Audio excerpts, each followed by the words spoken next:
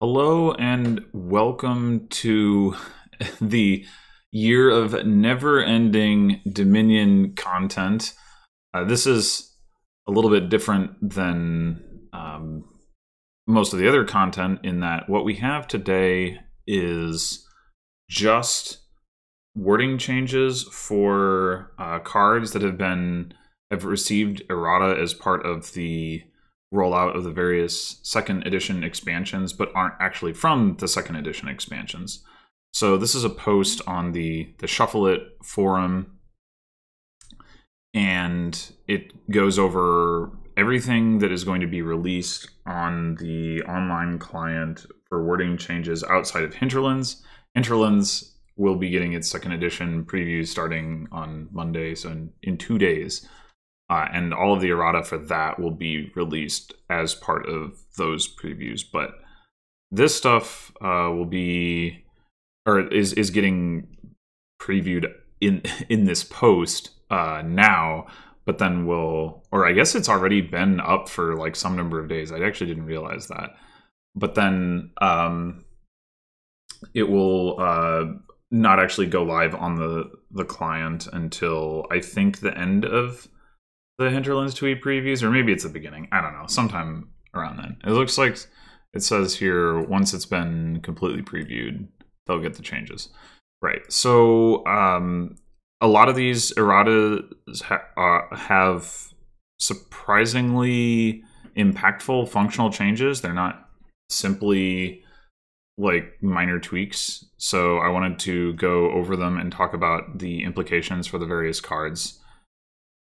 So we start with on-buy triggers. This is something that Donaldex has been trying to get rid of, and I guess at this point, presumably we will no longer have any of them left. I'm not going to try to go through like all the cards and see if there's anything that's been overlooked there. But so starting with Haunted Woods, now it says, when any other player gains a card they bought, they put their hand onto their deck in any order. So this is not a big change. The one thing that I can think of that changes with this is that I think if you... actually, no, that's not even true. I was going to say, I think if you buy something and exchange it for Changeling, but no, because you definitely gain the card, because, for example, if you have like Aqueduct points, like, and you buy a province and then exchange it for Changeling, you still get the Aqueduct points, which necessarily means you gain the card, which also means you have to top deck stuff. So this is not... I don't think this is changing anything, really. Somebody let me know if there's some interaction I'm overlooking, but it should be a very minor change. Same thing with Swamp Hag. When you gain a card that you bought, these are not the only cards we've seen this wording on. This seems to be the wording that gets used when like we really need it to stay buy specific, but we don't want to have this like separate like triggering event. So it's all gaining but conditional on buying. Messenger, when this is the first card you gain in your buy phase, gain a card costing up to 4 and each other player gains a copy of it. So that is actually more of a functional change. The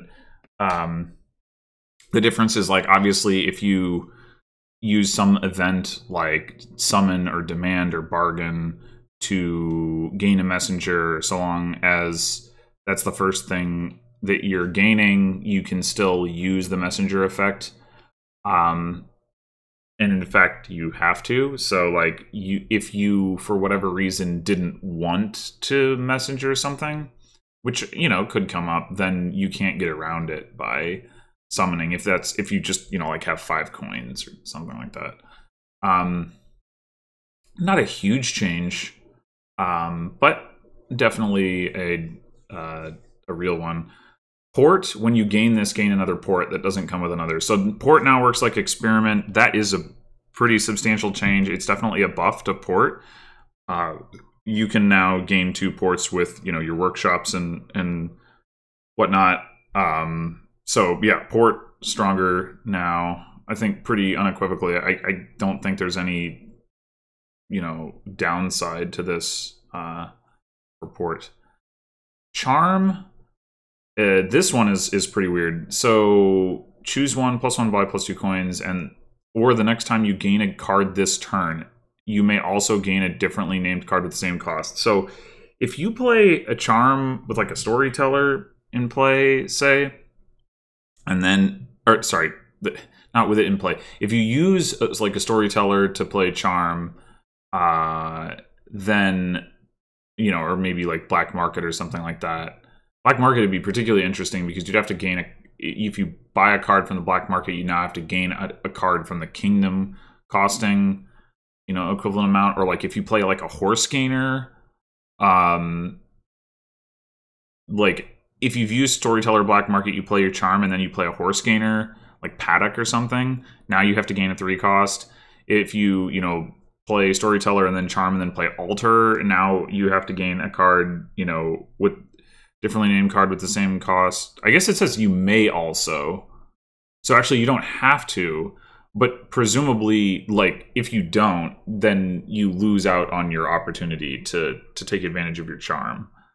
I think before, I don't think it was optional, but it, because of the timing, there was no reason for it to be optional. Now there is potentially a reason for it to be optional.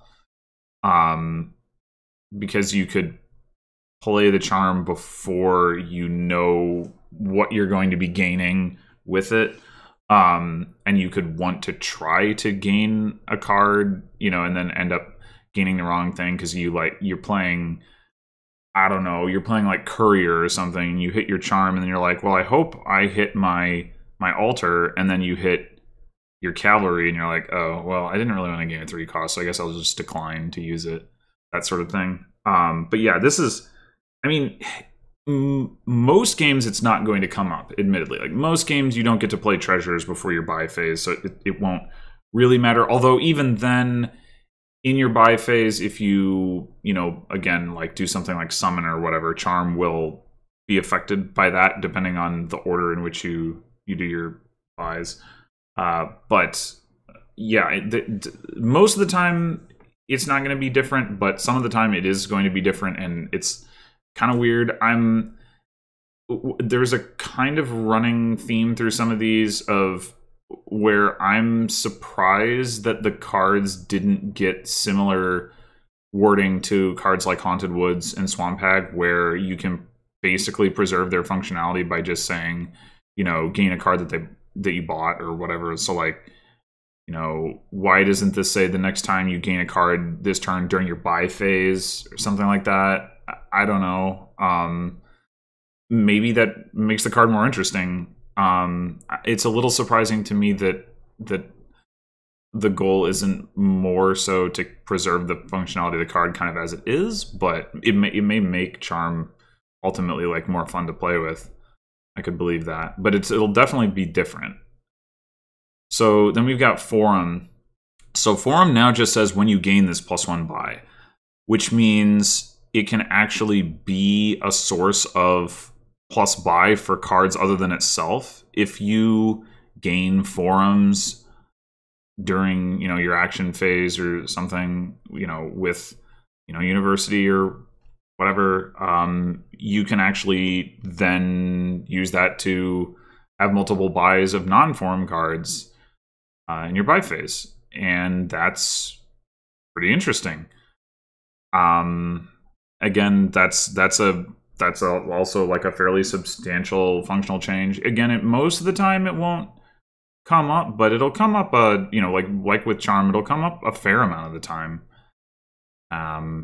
So yeah, that's definitely a buff to Forum, I would say. So like Port and Forum, I would say, are both just stronger now than they were before. Charm probably is stronger too as a result of this. It's less clear, and there's definitely going to be cases where it's not stronger, like where you would prefer to wait until your buy phase, but you have to play the treasure during your action phase or something. But yeah, I think in general charm is going to be stronger as a result of this.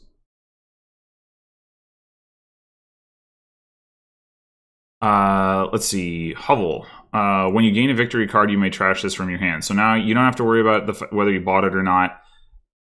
Is it fair to call this a buff to Hovel? I think so, even though like you don't normally think of like Hovel as a card that has a strength. But this will make it easier to get rid of your Hovel. So that's good.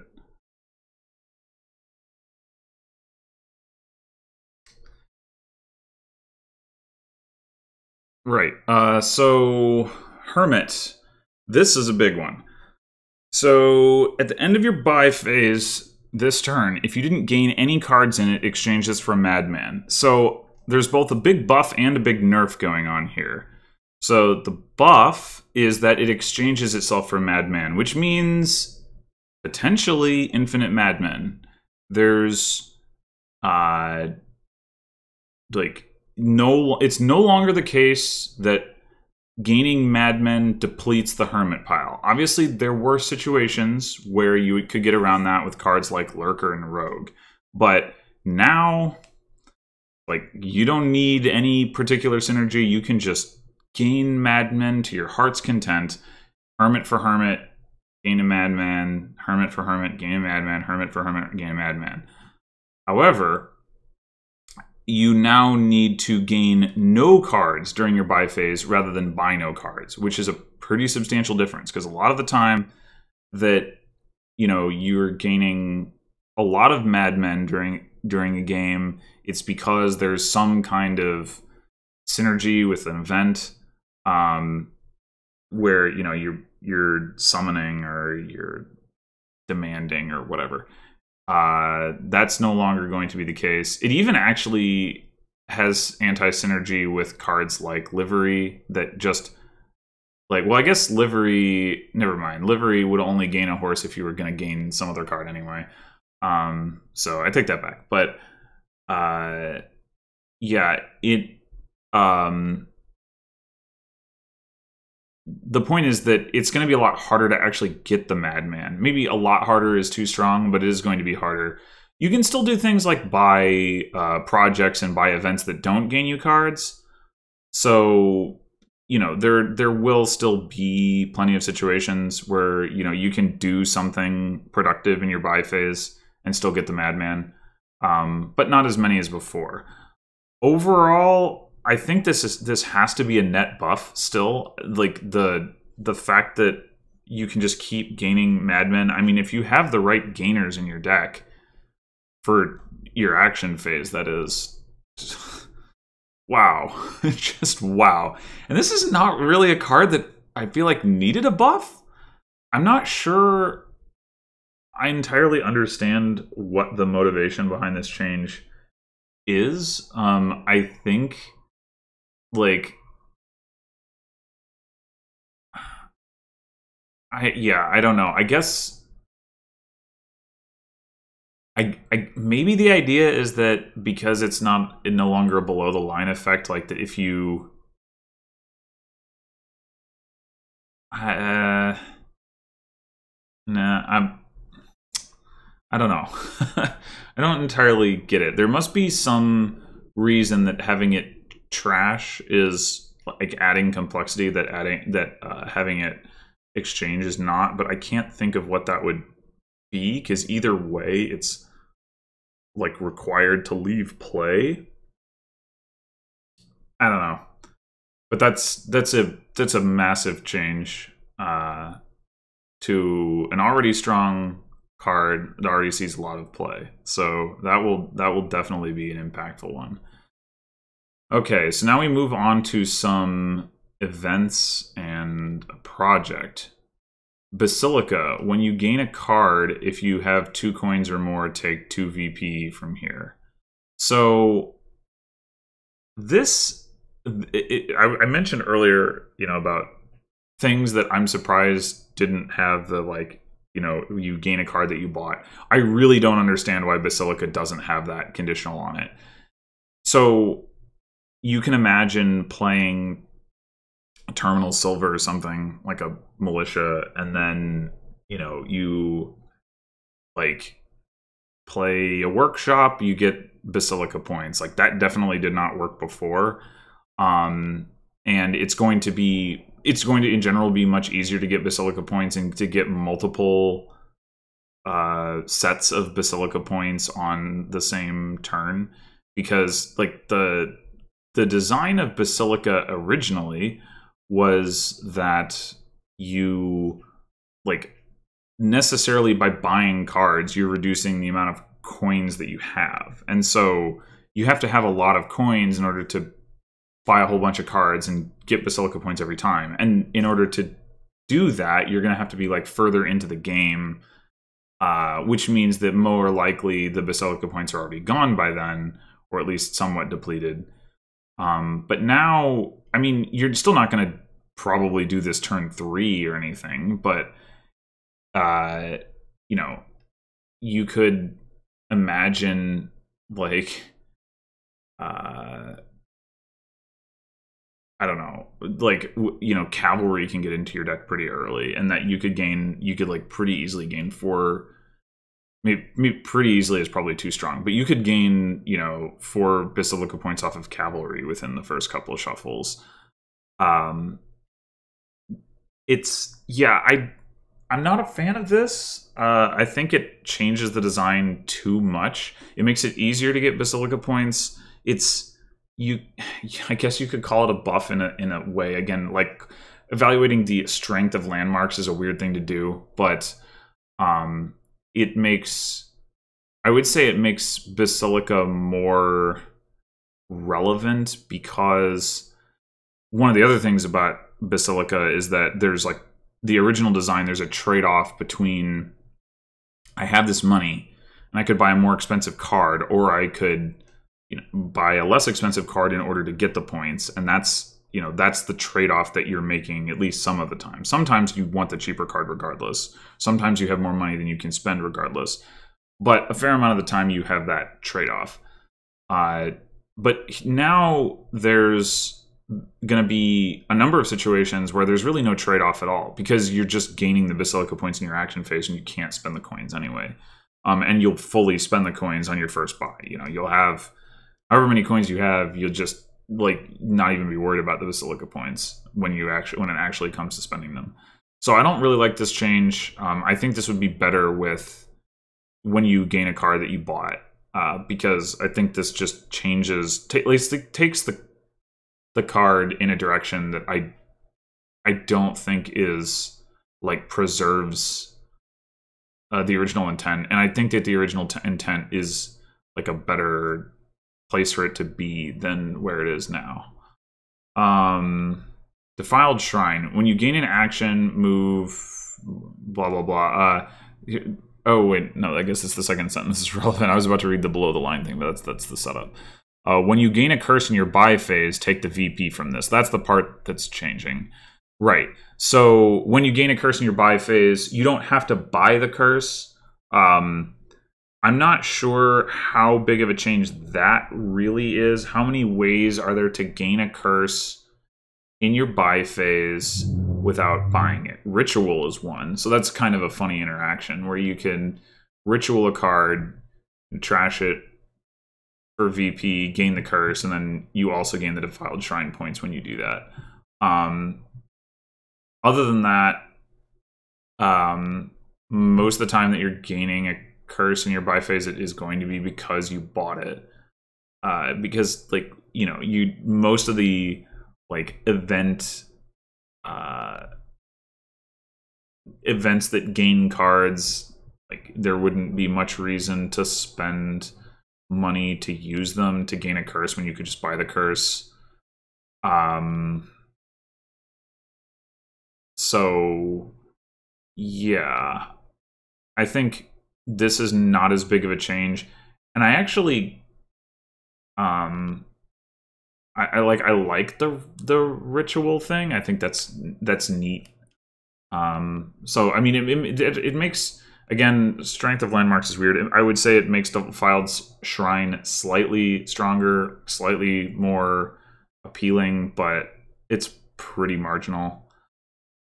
Colonnade, when you gain an action card, if you have a copy of it in play, take 2 VP from here. So this is, so with Basilica, one of the cards that could, you know, create this sort of degenerate situations where you just gain a bunch of Basilica points all at once without having to actually like interact with it in the way that was originally intended is Magpie. And Colonnade is even worse from that perspective. Literally just doing normal Magpie things is going to gain you like all, like that is going to gain all the Colonnade points. In a game with Magpie, you can just expect that, like, over the course of the first couple shuffles, that will just empty the Colonnade points. And then, like, whoever is winning the Magpie split, like, is getting doubly rewarded, because not only are they getting more Magpies, they're also getting more Colonnade points. Now, obviously, Magpie is not the only, like, Magpie is only going to show up with Colonnade, like, some, you know, small percentage of the time that you see Colonnade. But I think it illustrates the problem with this change. Like, you really, again, don't need to do like the same kind of trade-off, like, consideration that you did before. It's probably not as divergent of a design as Basilica is. Colonnade, like, is like gaining versus buying is not like such an important distinction to like the concept of Colonnade, because it's not based on coins. It's just based on, like, you have a copy of it in play. So whether you're buying it or gaining it with a gainer doesn't necessarily matter so much. But even so, like, having it pinned to the buy phase, you know, as the Magpie example illustrates, constrains like how much of it you can kind of do at once and how much of it you can kind of do without having to, like, specifically go for it. You're a lot more likely to be sort of spamming some card in, you know, with a Wicca Workshop or whatever than you are with your buys in general. So yeah, again, I don't think this is a good change. I think both of these should have had, you know, when you gain a card that you bought, and I'm not really sure why they didn't, other than maybe the general idea is that, like, we want to have as few of those as possible because that's sort of an ugly conditional. But I don't know. I still think these would have been, like, the differences are substantial enough that I would have preferred that they do that. Okay, Exploration. At the end of your buy phase, if you didn't gain any cards during it, +1 coffers and +1 villager. This is definitely a nerf to Exploration. It doesn't work anymore with, you know, again, Summon, Demand, Bargain, all of those kinds of cards. Pretty unfortunate. Dominate. Yeah, pretty unfortunate for Exploration. I think that was a cool interaction. This one I do understand why it's making this transition. Like, it definitely is simpler, but also it would be pretty awkward wording to have to say at the end of your buy phase, if you didn't gain any cards that you bought. Like, I do think that would be pretty heinous wording. But it is unfortunate for Exploration that it gets weakened. Like, one of the things I have liked, I guess, about Exploration relative to Baths in particular, which is the landscape that has the most, like, comparable conditional, is like how much more usable Exploration is than Baths, because it's specifically buying cards rather than just, like, gaining cards. Now, Baths is if you didn't gain anything during your turn, and Exploration still obviously allows you to gain stuff during your action phase. So it's still, like, a lot more relevant. But yeah, this one is not one where I think, oh, this shouldn't be changed. It's just like I'm a little sad on exploration's behalf because I like exploration being relevant, and it's like, to me, I guess maybe another way to put this is it can sometimes be worth, in the same way that it's sometimes worth buying Silk Merchant because you get like essentially the same effect. You get a coffer and a villager. It can sometimes be worth buying an exploration just for that, even if you don't expect to trigger exploration anymore in the game. But I prefer buying exploration when I do expect to trigger it, and now like the range of games in which that will happen is smaller. All right, plan. Move your trashing token to an action supply pile. When you gain a card from that pile, you may trash a card from your hand. This, I think, is obvious. Well, so it's obviously a buff to plan, and I'm all for this buff. I think that, you know, it's unlike some of these other landscapes. I don't really think that having to buy the card was an important part of the interaction, and I think it's like it will create some interesting stuff. Like, so going back to the magpie example, being able to put plan on magpie like is going to be really pretty powerful now, and unlike, you know, Basilica or Colonnade, where I think that will be kind of degenerate, I think with plan that'll just be cool. Like it'll create some like fun, interesting interactions where you're like, oh, okay, you know, I gained a magpie and I don't really know, like I haven't finished drawing for this turn. I don't really know, like, should I trash this copper? You know, am I going to be able to buy what I want with this copper or not? Like, I think that'll be pretty interesting. Tax, add 2 debt to a supply pile. Oh, here we go. When a player gains a card in their buy phase, they take the debt from its pile. Wait, what? That is so bizarre. I hadn't even considered that this would be like an on-buy trigger, but I guess it is. Like, the intuitiveness of the idea that you get the debt if you're buying the card specifically is like so that is so intuitive that I had never even thought about it as operating the way that some of these other things do. Man, okay, so this isn't necessarily going to change all that much because it's still limited to the buy phase, though it does mean that things like you can tax provinces in order to make dominate more expensive. You can tax estates in order to make triumph more expensive. You can tax, you know, stuff that you might want to like summon or demand, yada yada yada. Which again feels very odd, but maybe that's just because I'm used to the way that it used to work.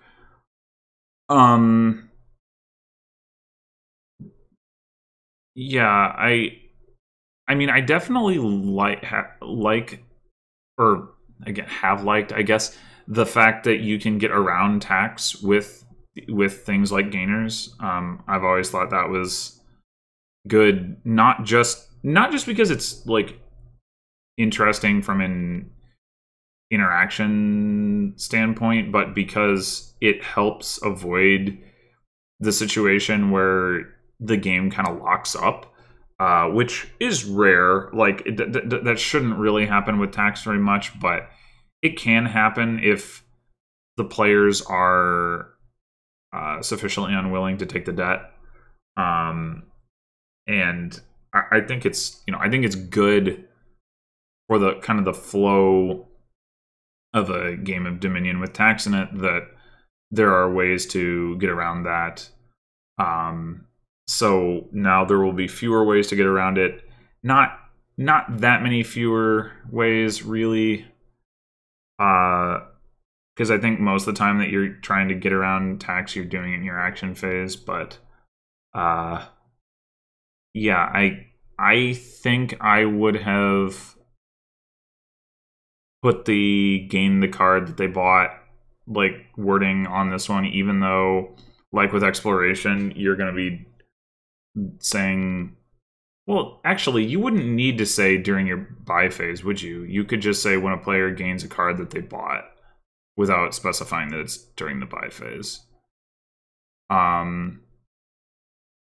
Whereas for exploration, you do need to say at the end of your buy phase because you're talking about the totality of the phase. Tax, you're not. Yeah, I'm surprised this one changed that way. That seems odd to me, but okay. All right, overpay. We've got the overpay is now a keyword, so I think the idea here is that, well, so yeah, we don't get like a definition of the keyword, but basically it seems like the keyword says like when it doesn't say when you buy. You overpay now simultaneously with paying for the card. The overpay effect is now a when gain trigger. So maybe it is. Maybe this is the keyword is worded as a like when you gain a card you bought. I don't know. Again, it doesn't say what the definition of overpay is here. So unclear. How? I mean, we can make some pretty reasonable assumptions about like it is somehow going to be worded so that it is doing more or less what it was doing before, like stonemason overpay, gain 2 action cards, each costing the amount overpaid. So it's going to be like you have some number of extra coins and now you gain these extra cards. Like, okay, I don't think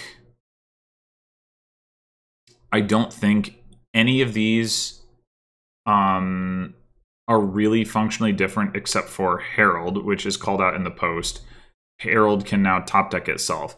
That is something I always have wanted Herald to be able to do. And not even because it's a buff, though it is a buff, and that is notable. But it always seemed weird to me that it couldn't. Because when you buy a card and gain it, it goes into your discard pile, and then Herald says you can put any card from your discard pile onto your deck, and you bought the Herald, and it's like, why? Like, it's going into my discard pile. Why can't I choose the Herald as the card that I'm top decking? Well, now you can, and that is going to make my brain very happy when I play with Herald. So I am all for that. Other than that, I don't think it says this has consequences. For example, I can't think of anything like that's really going to make a difference. Like, I mean, there might be some order of operations effects in terms of like when you gain your stonemason, your masterpiece versus the action cards or the silvers or whatever, but I don't think that actually matters in all but maybe the most like really niche situations. Like, I don't really see that affecting meaningfully affecting any of these cards. Actually, overpay now simultaneously the card happens after the overpay card was gained. Okay, actually, here's one thing that can happen. Doctor can trash itself.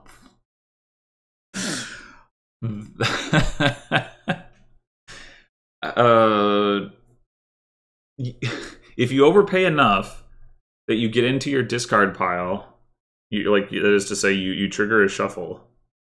You can find the doctor with the doctor and trash it. That's pretty funny.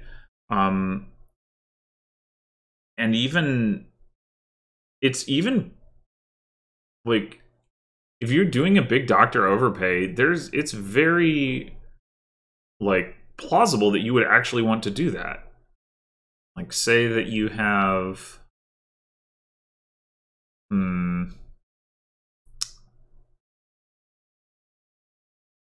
you know, if you're overpaying by, I don't know, like 8 or something like that, like you're really getting a lot of value out of the doctor. Yeah, I think that actually could come up.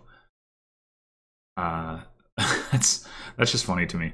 Okay, so now we move on to while in play effects, which are all getting converted to not while in play. So this means that these cards are all that their effects are all now thronable, but they also don't have the way synergy where you still get the below the line effect when you play them with a way. I guess that this also mentions are under effects like that of Enchantress. Enchantress is basically like Way of the Pig anyway. So Bridge Troll, is Bridge Troll stronger for being thronable or weaker for not interacting with ways in the way that it did? Ugh, that's so hard to talk about because anyway, the repetition of the word way. I'm gonna say Bridge Troll is stronger. I think being able to throne it is more important, like for a couple of reasons. One, not all ways actually enable Bridge Troll to do Bridge Troll-y things more so than just playing it normally. So like Way of the Sheep or Way of the Goat are examples of ways that, you know, they're not making it any less terminal than it already is. And there are, you know, are there more ways that do that than throne effects? I don't think so. I mean, you know, so there's, I don't know. I don't want to try to go through each one of them, but I think the throne effects are a bigger deal, especially because the throne effects, it's not just a like, you know, Bridge Troll works less here but now works there. It's the throne effects like change how much you can do with Bridge Troll, in the same way that is true of Bridge. So like, you know, King's Court triple Bridge Troll isn't going to be quite as good as King's Court triple Bridge because it doesn't give the +1 coin. But you know, stuff like that where you can condense like the number of Bridge Troll plays and still get the same value out of it is going to like fundamentally change. Like it changes how many Bridge Trolls you actually need. What happens if you know, lose the split, that sort of thing. And yeah, so I think Bridge Troll definitely gets a buff from this. Groundskeeper, that one is a little less clear to me because being able to play like because the above the line effect of Groundskeeper is so innocuous. Like Bridge Troll, you lost the buy if you played it as a way, which is like pretty relevant if you're trying to do any kind of mega turnish thing. Groundskeeper, turning +1 card, +1 action into whatever else, you know, that's much more kind of open-ended, I feel like. You know, you were being able to like play it as like a sheep, for example, and like afford the victory card that you're trying to buy or something. I don't know. I guess I'm still leaning towards though, like throne effects are going to matter more. I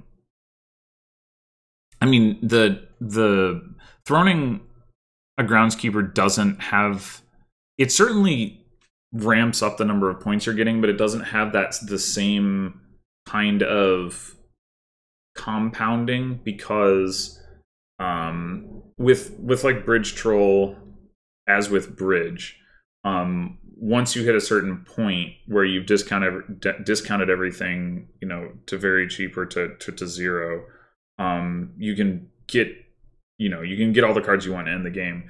Groundskeeper, that's not really true, right? Like if I am losing the Groundskeeper split 7-3, and that's important, then having thrones for my Groundskeepers isn't going to enable me to be in a position necessarily like to win the game in the same way, because like if, you know, if I have 3 Bridge Trolls and some King's Courts, and I King's Court my Bridge Trolls, I could just end the game before my opponent can take advantage of the fact that they have 7 Bridge Trolls. The same is not true for Groundskeeper. If I King's Court my Groundskeeper and get a bunch of points, they can King's Court their Groundskeeper, and then they also have other extra Groundskeepers, like they can get even more points. So I think this one is closer to even the trade-off, but I do think probably that the throne ability is going to be stronger than the loss of the way stuff is a downside. Let me get Tracker. This turn, when you gain a card, you may put it onto your deck. So before, that was the below the line effect. This, I think, is weaker, because throning the top decking effect doesn't do anything. Whereas having a way, like, and well, not to mention that Tracker's on play effect outside of the top decking is pretty weak anyway. +1 coin and receive a boon is not terribly exciting. So, you know, just going from like +1 coin and receive a boon to +2 coins, for example, like could be a significant increase in reliability, if, you know, of what you're trying to do, right? Like the boon may or may not be more helpful than having a coin, but at least if you play it as like Way of the Sheep, you know kind of what you're getting from it. So, you know, then obviously like being able to play, you know, Tracker is like an ox or an otter or a squirrel or something like that, and all of those, you know, being able to give you the top decking effect, I think that's just better than where Tracker is now. You were already able to, all of the stuff that you cared about throning with Tracker, you were already able to do. The coin and the boon, I mean, not that throning those is that exciting, but, you know, again, you don't care about throning the top decking. So Tracker is just worse. Tracker was already not a great card, but yeah, now it's worse. So Princess. This turn, cards cost 2 less, and that is now thronable. That is insane. That is absolutely insane. So, you know, most of the time there's not going to be a throne effect. I mean, that's something I didn't specifically call attention to with, you know, some of these other cards. I mean, most of the time there's not going to be a throne effect. Most of the time there's not going to be a way. Whatever. But when there is, like going from, you know, 2 less to 4 less or 2 less to 6 less is massive, especially when your opponent doesn't have access to that effect. So yeah, I mean, I think, you know, and given, you know, so there's only one princess, like playing it as a way, like you go from +1 buy to whatever the way does, that certainly could be an improvement. But the throne effect on this is just so crazy. King's Courting this is like those 2 cards, like right there, you get 3 buys and everything costs 6 less. I mean, that's just totally bonkers. And I don't know if this is the case, but I wouldn't be surprised if the original motivation for having Princess use a below the line effect was like in order to avoid that. Because the fact that Princess, like, again, only one player can get it means that like having that multiplicative effect is like super just like what do I want to say? Like, you know, at least with, you know, King's Court Bridge or now King's Court Bridge Troll or whatever, you both have the ability to build towards and then use that interaction. But with Princess, you don't. So rewarding one of the two players that much for being the one to win the prize is pretty crazy.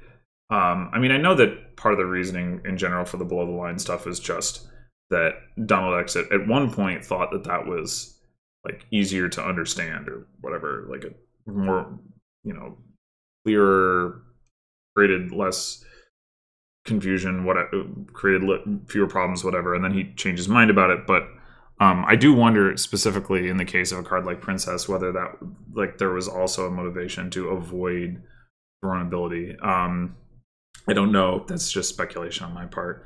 But yeah, this is like, I mean, it's not going to come up that often, but when it does come up, it is going to be bonkers. And I would definitely expect that on a card or on a board with King's Court in particular, it is often going to be the case that Princess is the strongest prize, where usually it wasn't before. You know, usually Followers is the best prize, and Princess is often worse than Trusty Steed. But Followers could still be the best prize on a board with King's Court. You know, Trusty Steed could still be the best prize on a board with King's Court, depending on what else is on the board. But I think that suddenly Princess is going to be like a very like is going to very often be the best prize on those boards. On boards with Throne Room, you know, or other Throne variants, that it's obviously also still pretty buffed and may well be the best prize on those as well. I think at the very least, I think, you know, I don't know if I would go as far as Princess is now like overall the second best prize, but it's a lot closer at least than it was before, I think. Okay, and then Sauna, this turn when you play a silver, you may trash a card from your hand, so you can throne that effect now. That I don't think is very important. I mean, it's nice, but I don't see that having a huge impact one way or another. Like, you weren't usually playing Sauna with Away, because if you're going for Sauna, like, you're usually trying to chain it with Avanto, and you can only do that if you play it normally anyway. And then so that doesn't seem very like super relevant. And then the silver thing, yeah, I don't know. I have very rarely seen that come up with Ways before, and as for Throne Rooms, like, yeah, I don't know. It just, none of that seems super important to me. Usually, I guess, the reason that you can get a lot of trashing done with Sauna is because you have several Saunas and several Silvers. And if you're getting to that point, having a Throne Room on top is probably overkill. And if you haven't gotten to that point yet, the odds that you line everything up aren't great. So I kind of think, yeah, it's just not a big deal. Okay, keeping durations alive. A card is removed from play due to an external effect. Keeping track of effects or gained resources may become hard. If this happens for a duration card, the next turn effect has to be remembered for a potentially long time. So yeah, we're avoiding that. Starting with Crypt, set aside any number of non-duration treasures you have in play. So Crypt basically isn't losing out on anything. Like, I mean, there is a window between the release of Seaside 2nd edition and now where you could crypt your astrolabe or whatever. Is that the only duration treasure right now? Was there one in Prosperity 2e? I don't remember.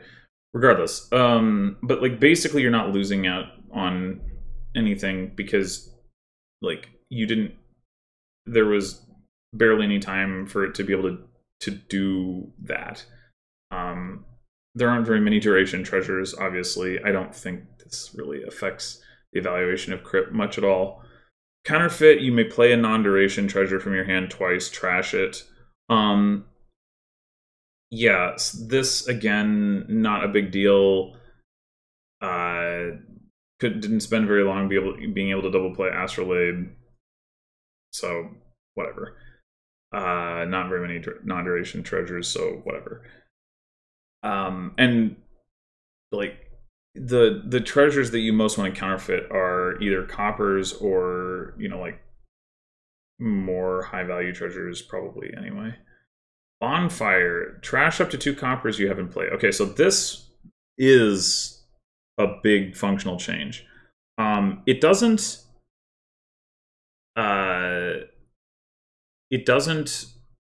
change what Bonfire is doing most of the time in practice, because most of the time that's what it was used for.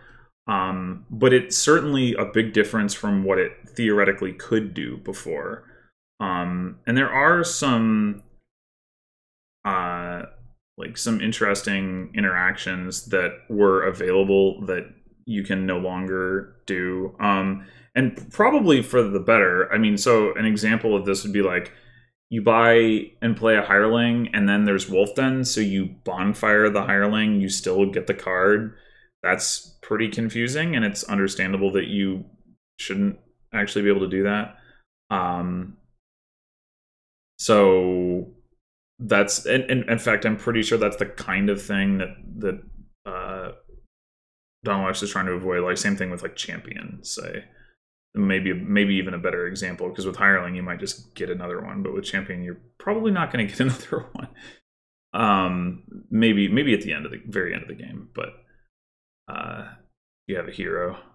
But anyway, so yeah, Bonfire potentially loses some cool interactions, but it can still do the thing that actually makes it strong. So yeah, I mean, it's definitely worse than it was before. There's no question about that. But I don't know that it's actually that much worse. One thing that people have pointed out is that it won't be able to trash the curse coppers from Charlatan. I do think that is pretty unfortunate. And while, as with Crypt and Counterfeit, the window of time in which it could even do that in the first place is pretty short, and so it doesn't necessarily change the evaluation too much, because like your sort of mental model of Bonfire probably didn't involve Charlatan too much anyway. That feels like a bigger deal, and it does kind of make me wish that this had been trash up to 2 non-duration treasures you have in play. But so be it, I guess. All right, command stuff. Cards get the command type usually because they play a card in a special place, leaving it there, and often they are prevented from playing command cards. This is to make sure there is no loop of cards playing each other in turn without using up a resource, as the card played itself is not used up and in play as usual. Recent errata and playtesting revealed that some more cards need to give this type to prevent potential loops. So Prince has been errated multiple times recently, and now is you may set aside a non-duration, non-command action card from your hand costing up to 4. I think the non-duration errata arrived when Prince itself became a duration. So I don't think the addition of non-command to Prince changes anything terribly important. Mostly it means you can't Prince a band of misfits, which, like, definitely could be a nice thing to do, just because it would give you potentially a lot of flexibility, but you were only ever going to be able to do that with cost reduction anyway, so that was going to be very rare. I don't think... I'm trying to think of what the other command cards are. Like, obviously, you can never print an Overlord, for example. I guess... So, like, Inheritance is next, and it's going to add command to a state. So I guess if Inheritance had changed without Prince changing, then you could have printed an estate. But that was never actually the case. So yeah, I don't really think this changes much. I do think... I don't remember whether I talked about this when Prince became orange and said non-duration, but I do think Prince is significantly stronger than it used to be, because you can do things like Prince a horse, Prince an experiment, other cards that don't, like, naturally work with the way that Prince works. Like, before, it had this thing where you would set aside the card and then you would move it into play, and then it had to, during cleanup, it had to go, like, back over to the Prince, and if it failed to do that, then, like, the Prince was just, like, you know, didn't work anymore. And you would have, like, there was some really weird stuff where, like, if you Princed a gear, you had to remember not to set aside any cards, because then the Prince would start working and stuff like that. You can't Prince a gear anymore, but the ability to Prince cards that are sort of, like, uncooperative with the old model, I think, does mean Prince is stronger. I mean, it's still, like, expensive and slow, hard to set up, but I do think it's better than it used to be. But not as a result of this errata, as a result of the previous errata. Inheritance, once per game, set aside a non-command. Oh! Did it used to say once per game? I don't actually remember. Like, I don't I could believe it, but I don't remember. Well, anyway. Set aside a non-command action card from the supply, costing up to 4. Move your estate token to it. During your turns, estate are also command actions, with play the card with your estate token, leaving it there. So, again, I think this just rules out Band of Misfits now. I mean, I guess it also rules out super cost reduced Prince. Whatever.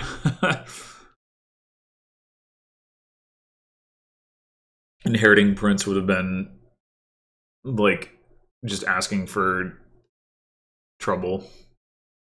Insanity. But yeah, you can't inherit Band of Misfits. I don't think that's a huge loss. Estates being command actions means that they are now triple types for Courtier, which is probably more important than the inability to inherit Band of Misfits. Prince, I guess, is also a triple type. I assume... I'm not actually sure whether it said command before. Maybe it didn't. The difference is, though, that you're not going to keep a Prince in your deck for the purposes of revealing with Courtier, but you will have an estate in your deck for revealing with Courtier. Are there other cards that care about multi-types? Like, there's Falconer, which is going to care about gaining the estates, but Falconer could already react to estate gains, so that's not different.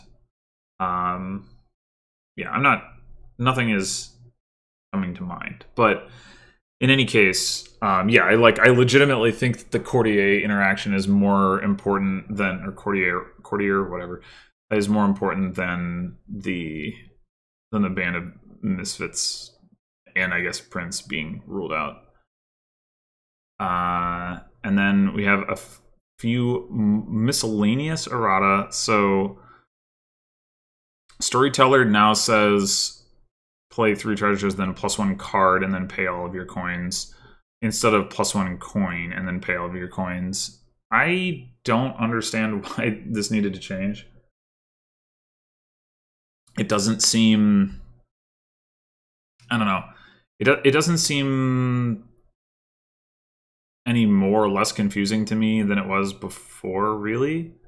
Like, you already had to understand what it was doing in terms of converting coins to draw. I don't know. That seems... whatever. It's not... I don't think it's a functional change anyway. I mean, I guess technically there's probably some crazy edge case where it's a functional change, but I don't think it actually is. Herbalist now is no longer below the line for top ticking. So once this turn, when you discard a treasure from play, you may put it onto your deck. You can throw in that effect. Guess what? You don't want to, so who cares? Alchemist, at the start of cleanup, if you have a potion in play, you may put this onto your deck. I don't actually know how Alchemist was worded before. It says in the post, Alchemist with its dependence on a potion in play for the top decking effect now works earlier, before you may have accidentally topped that potion with Herbalist. Okay. I don't remember this ever being an issue, but I could believe that it was, I guess.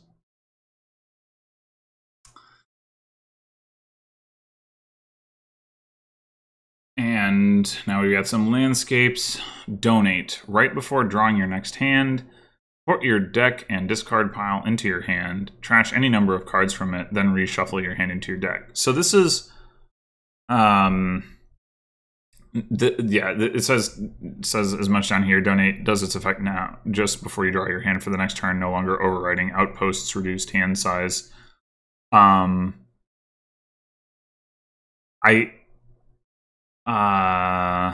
not sure if there's any other interactions than Outpost where this matters, but like before it said to draw 5 cards.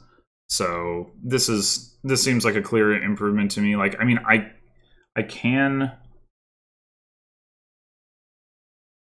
believe, I've never done it, I can believe that using Donate to get around Outpost had some application and was an interesting interaction, but I think in general,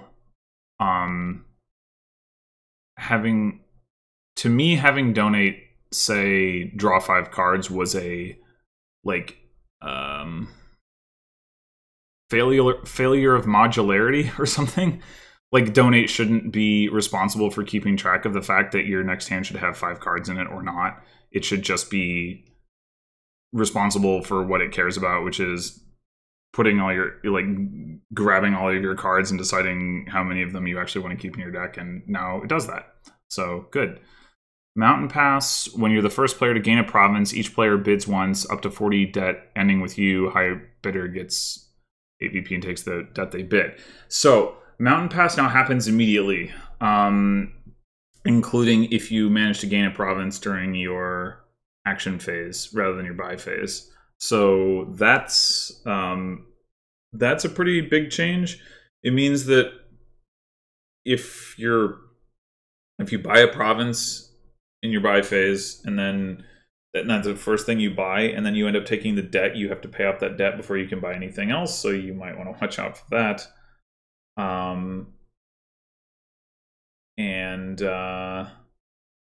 Yeah, I mean, gaining provinces in your action phase is pretty rare, but if you are doing it, again, you know, consider how that's going to affect your buy phase before you bid. And then innovation. Once during each of your turns, when you gain an action card, you may play it. So innovation now works like cargo ship, where rather than you having to innovate the very first action you gain, you can only do it once, but you get to choose which action you innovate, which is, first of all, definitely a buff to innovation, and second of all, like just a really nice quality of life change. From like, I mean, both because it is a buff, but then also just because it's like it's going to be so much easier to reason about. Um, like there were a lot of situations where, or at least it felt this way to me with innovation, where it was just fundamentally awkward because of that timing constraint. Where now it's just going to be like, yeah, like if you have you know your horse gainer, like, or and you want to be using innovation to play the horse is great, and if you don't want to be doing that and it's annoying because you want to be innovating something else, that's also fine. you know the like kiln, I guess, would be a good example of like where this could come up, where you like play kiln, play some other action, gain a card with kiln. It wasn't like the card you want to innovate. You're just like, oh well, that's awkward. But now you don't have to worry about that. Yeah, I don't know. I'm having trouble remembering specific games that I've played where I really felt that the timing was awkward, but it absolutely came up like rather often, I feel like. And yeah, so this I'm a big fan of this change.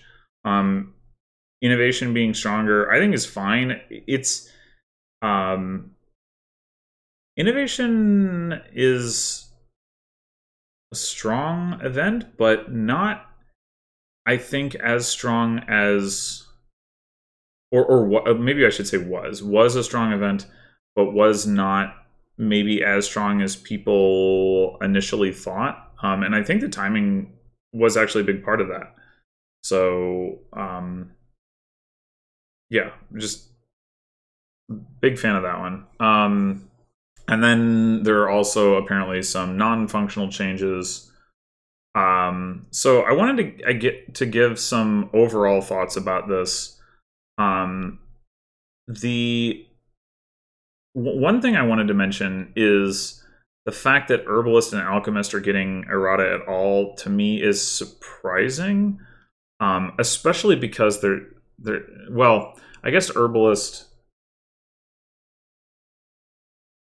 in order to be consistent, kind of has to get the errata. But like, because Alchemist is not Alchemist, Alchemy is almost like a, it's almost like an entirely deprecated expansion at this point. It doesn't get like, I wouldn't expect Alchemy to get reprinted is the thing. That's like with the updated wording. I don't know. Maybe I'm wrong, and maybe it will be. I mean, I know Donald X has said he doesn't want to do like a 2e of it because he thinks that Alchemy just like doesn't work, and he'd rather it just go away. So my assumption based on that is like, well, then you presumably you aren't going to reprint it, but maybe they will reprint it. I don't know. What do I know? But I guess in general, the reason I bring that up is because in general, I feel like with some of these things, some of these feel like, I guess, excessive tinkering to me. If you think about it in terms of like, once you have a version of a product that's out, with released to the public, it's not like in testing anymore, like pre-release. Then there's a certain amount of inertia that has, and you have to have enough of a reason to change it to overcome that. So because when you're doing this errata, there are going to be people who don't have the errated versions. There's going to be potential for confusion when some people have the errated versions and some people don't. You have to go to the trouble of like reprinting and everything. there's any number of reasons to like sort of bias towards the status quo of not changing things. So then you have to have like enough of a reason to change things that it's worth doing. Some of these changes I do think are real improvements. Port, I mentioned innovation, but port is a good example. I think that's a real improvement. Hovel, I think that's a real improvement. Like Haunted Woods and Swamp Hag, I think, like, I don't think, I mean, I know that Donald X wants to get rid of the on-buy trigger, but I really don't think that those changes like do anything important. Maybe there's some edge casey stuff that where the changes to these cards are important. Somebody can point those out to me, but I don't know. It doesn't, I can't remember having played, like, I can remember playing plenty of games where, like, okay, I have a workshop and workshop variant, and I gain a port, I don't gain a second port, or I groom for an estate and I can't trash my hovel or whatever. Like, that comes up. Like, so Haunted Woods, Swamp Hag, when does whatever it is that the buy trigger is a problem, like, when does that come up with those cards? I don't even know. Like, so I think different cards, I guess the point of all this is different cards fall in different places within that, that spectrum of, like, is it worth it? Now, obviously, if you're going to, for example, reprint adventures because you want to change port and you want to change, I don't know, messenger, or what other this stuff is actually from adventures. I guess this stuff is from Empire's Plan is from adventures. Bridge Troll, like, if you want to change some of those things anyway, then at that point you might as well go ahead and change any of the cards that you want to change. So in that sense, I think, like, it makes sense to do, but I do wonder with some of these things, like, whether they were really necessary. The other thing is that, like, some of the changes I just think are, I mean, I've mentioned this as I went through, are kind of odd, and I would have preferred to like, even if we're going to tweak the wording to get rid of these certain, things on buy triggers and while on play stuff, I would have preferred to try to preserve the original functionality. But that being said, I think for the most part, like, putting aside the status quo stuff, I do think for the most part, this is, like, as a package, all of this represents an improvement. Like, Mountain Pass, I think, like, it makes more sense that it's immediate. I think it's clear. I think that's an improvement. Innovation is an improvement. Donate is an improvement. This stuff is Storyteller, Herbalist, Alchemist, unimportant. I don't care. Prince, I would say it is an improvement, but it's a very minor one. Same thing with Inheritance. Bonfire, I don't know. I so rarely, if ever, use Bonfire to trash anything but coppers that I'm not sure I can honestly say that it's a loss. And when I say improvement or not here, by the way, I'm talking about from a design perspective, not from a power level perspective. Like, these two, don't care. This one, I don't know. I think I'm gonna say that it's worse because if for no other reason than because I think ruling out the trashing the copper curses with Charlatan, I think, is too much. Even though it spent most of its life not being able to do that because Charlatan didn't exist. I think it's too much, but I also think it's a pretty minor downgrade. This stuff, I think losing the way interaction, like all of the while in play way interactions, is unfortunate. I think that was interesting like as a type of interaction that no longer exists. So I think it's unfortunate to lose that. I don't really think the thrown ability makes up for it from a like an interestingness of design standpoint, because lots of things can be thrown. So that's not like taking any individual one of these cards, being able to throw them adds some interactions, but in the aggregate, the loss of the while in play with ways interaction is something like that's something that isn't really being replaced with anything new, whereas throwing things is, you know, we have plenty of things that we can throw. So I do think that that is a little bit of a downgrade. That being said,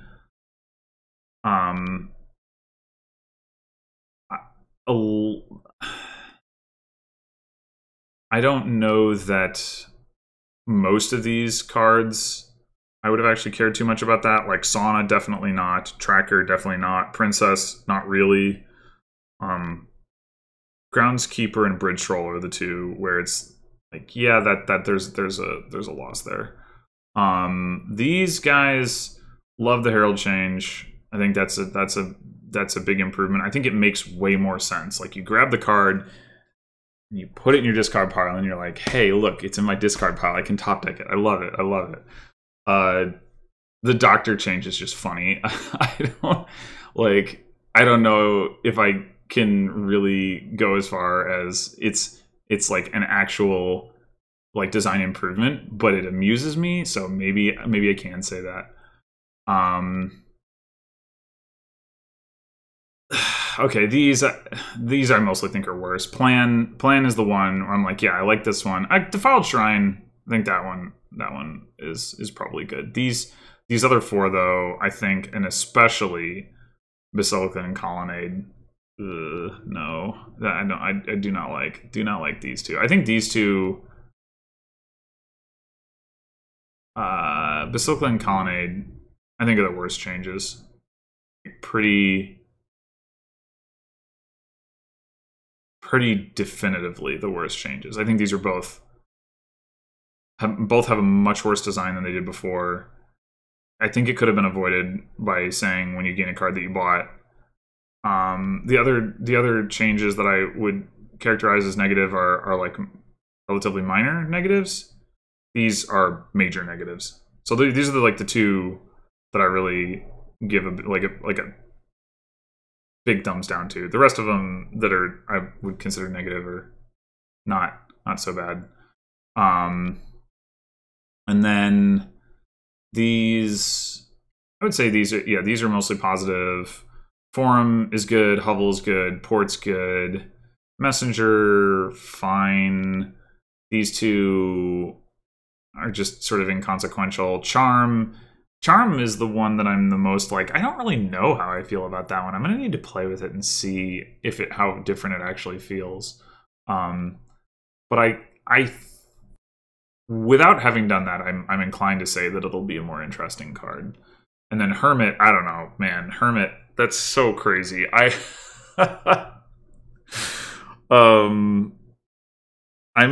guess my concern is that it's gonna make Hermit too good. I mean, it's really hard for me to say, like, how many of the times that you were buying events with Hermit in play were you buying events that actually gained you cards, as opposed to Expedition or whatever. And yeah, I don't know. So depending on how big of an effect that is, maybe it won't make Hermit too good, but the exchange thing is so crazy. It's just so crazy. But anyway, so yeah, overall, I'm not like I'm sort of, you know, torn a bit on all of this, in that I like a lot of the changes. The ones that I don't like mostly are the amount that I dislike them is pretty small, and some of them I think some of them I really like.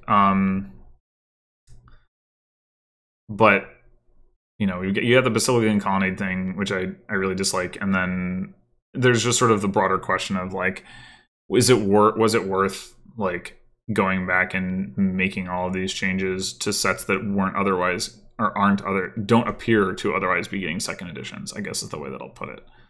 I mean, we don't know for sure that, like, for instance, Dark Ages could be getting a second edition, and this could just be part of what's going to come out with the second edition.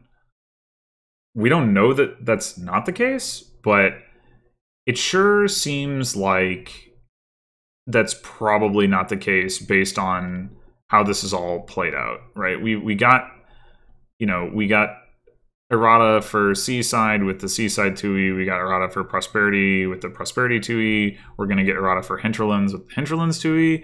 And then we get all this other Errata, and that pretty strongly suggests that we're going to be done with these for now. I mean, you know, not talking about, you know, if there's, you know, a year or 2 or 3 from now, there's, or more, there's, you know, other second editions. Like, that's not really what I mean. But like within, you know, like the near term, my guess is that we're not getting them based on that. But anyway, that's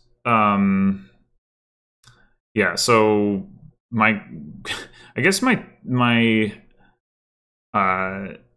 maybe the way to put it, my overall thoughts on this is that I think overall the changes taken sort of on their own merits in the aggregate are positive, even though I think the Basilica and Colonnade changes are very negative. I think there's more than enough positive to outweigh them. As somebody who plays the game pretty much exclusively online at this point, a lot of the negatives of making these kinds of changes all don't really like apply as much to me. I mean, you still have to account for the fact that people are used to cards working one way and now they're going to work a different way, but online that's much less of a big deal, and a lot of the other considerations don't apply. So from my perspective, I think this is definitely going to be a positive overall, and so I'm overall pretty happy about it. I mean, it's easy to like fall into the trap of looking at the cases that I don't like and having that outweigh the cases that I do because of sort of, I don't know, something like loss aversion, but but I don't want to overlook, you know, the like all of the cards that I think are going to be much more fun to play with now.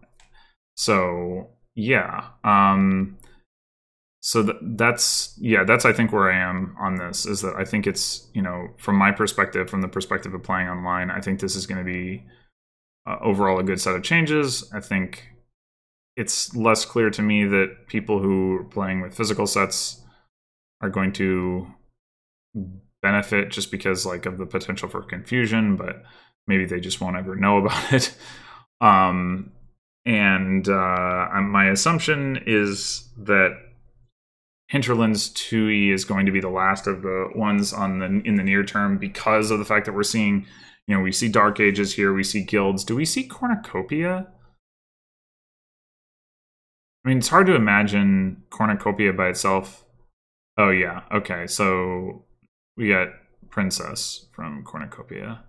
So it's hard to imagine Cornucopia by itself being reprinted without guilds anyway, but I mean, we see Adventures in Empires, but that's not saying much because I don't think they would really be candidates anyway. We don't see any. Oh, we actually do see Nocturne. We don't see Renaissance and Menagerie, but that's hardly surprising. I think those changes, like the design had already been like sort of updated by the time those sets came out to account for Donald X's new preferences. So yeah, I think every post Hinterlands set up through Nocturne, which is to say pre-Renaissance, Menagerie, and Allies, I guess, is represented here. So my expectation is that after Hinterlands 2e, we're going to get the fall expansion, and then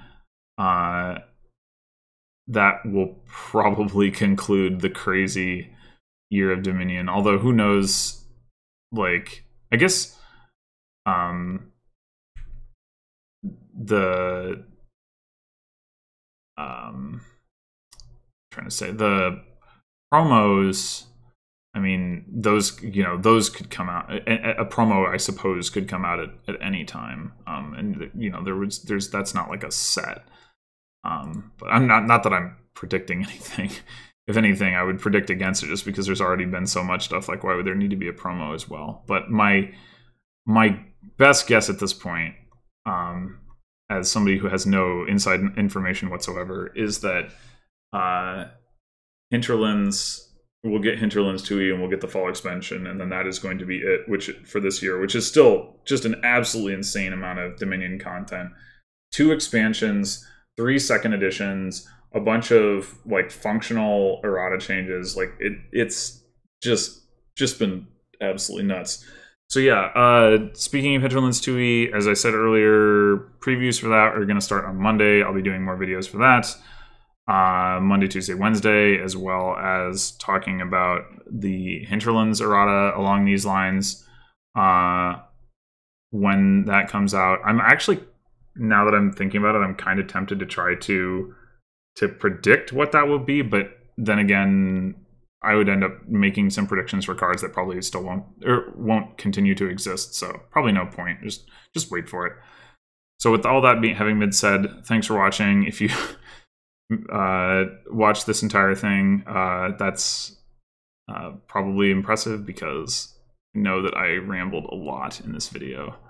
But there's a lot of stuff to talk about. So yeah, until Monday, I guess.